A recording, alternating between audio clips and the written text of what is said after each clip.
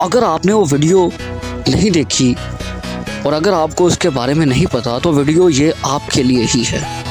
इस वीडियो को आखिर तक देखिए और चैनल को सब्सक्राइब करना मत भूलिए। तो चलिए शुरू करते हैं।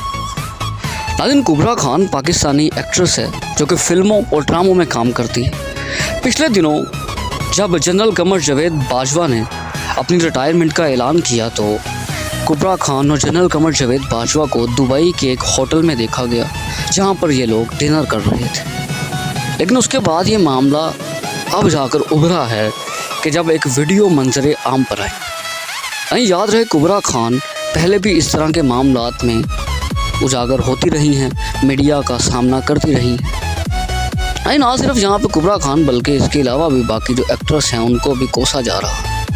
अब मामला ये है कि इस बात के पीछे कितनी सच्चाई है। जनरल कमर जावेद बाजवा की तरफ से इस किस्म की कोई भी